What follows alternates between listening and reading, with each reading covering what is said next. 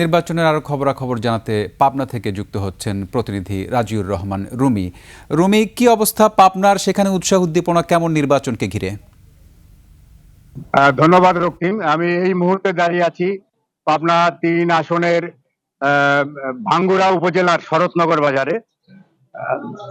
পাবনাতে নির্বাচনী হাওয়া বইছে এবং স্বতঃস্ফূর্ত ভাবে যারা প্রার্থী তারা ভোট জনগণের দ্বারে দ্বারে গিয়ে ভোট প্রার্থনা করছে। এই মুহূর্তে আমি আমার সাথে সংযুক্ত আছেন পাবনা ৩ আসনের জামায়াতের প্রার্থী ও মৌলানা আলী আসগার সাহেব। আমি ওনার কাছে জানতে চাই যে উনি পাবনা ৩ আসনের জনগণের জন্য কি প্রতিশ্রুতি দেবেন। জনাব আলী আসগার সাহেব, আপনি আপনার প্রতিশ্রুতি কি দেবেন একটু জানাবেন। আসসালামু আলাইকুম রহমতুল্লাহ। 21 টিভিকে ধন্যবাদ আমাকে সময় দেওয়ার জন্য।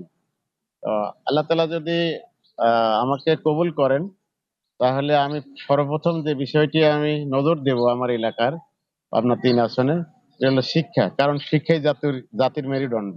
এই শিক্ষার উন্নয়নটাকে ত্বরান্বিত করা হবে ইনশাআল্লাহ। ২ নম্বর হলো এখানে যোগাযোগ এর অনেক গ্যাপ আছে, কারণ এটি চলনবিল বিধৌত একটি অঞ্চল। এই অঞ্চলে যোগাযোগের যে বিষয়টা রয়ে গেছে, মানে কালভার্ট, ব্রিজ, রাস্তা, তারপরে সাবমার্সিবল রাস্তা, এই সবগুলো ইনশাল্লাহ আমরা দেখবো ইনশাল্লাহ। এরপরে এই অঞ্চলটা আসলে কৃষি নির্ভর একটা অঞ্চল। এই অঞ্চলে মাঠে প্রচুর কৃষি মানে ফসল উৎপাদিত হয়। এই ফসলটা নিয়ে আসার মতো, পরিবহন করার মতো কোনো রাস্তা নেই।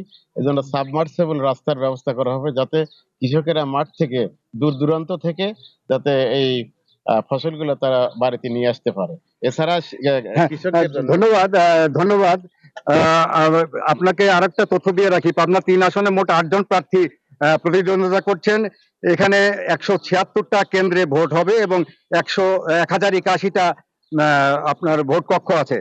তো মোট ভোটার আছে ৪,৮৬,৮০৪ জন। ধন্যবাদ রক্তিম। এই ছিল আমার কাছে নির্বাচনী সংবাদ। জি, ধন্যবাদ রুমি।